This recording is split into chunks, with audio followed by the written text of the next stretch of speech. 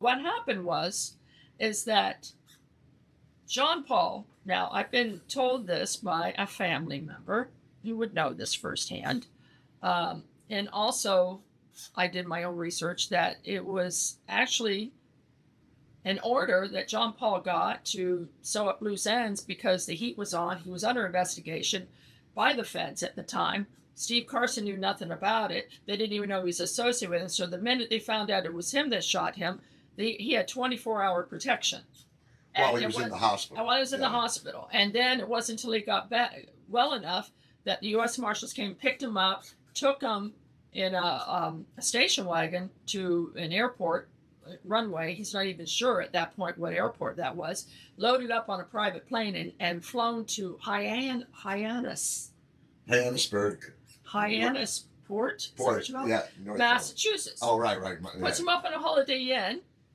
His knee's blown out. He can't walk. He has a little stick, and he gave some device to take out staples on his leg. And he was bedridden. He had to order in room service, and U.S. Marshal would come once a week and give him $500. And then after a month, he goes, "Listen, you got to get up. You got to go get a job because I still can't even walk." So he was really only under witness protection for a month. Well, wait. Their idea of witness protection is to scoop you out of a medical facility where you're getting care, fly you up to Hyannisport, and put you in a hotel. Holiday Inn, and and then tell you to mend yourself. And here's a couple of dollars. Yes, that's exactly how it went down. What year was this? He got shot in 1983. They didn't. So it was shortly after that. So he was shot April 19th, 1983. So let's put it this way. You know how we always say, well, like when we talk about the smuggling dollars, like I had $80,000 laying in a paper bag in my closet, but that was $1980. So today it would be $250,000. After 40 years. Right. In 1983, $500 was basically $500.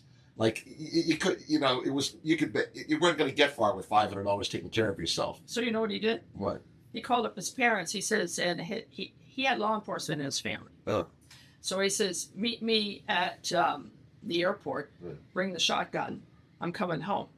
And he came home with the last $500 he got, and it was a friend of his who was a chef who lived in the woods, in northern Florida. So he nursed him back to health. He's 6'5". He came back less than 100 pounds. That's how skinny he was.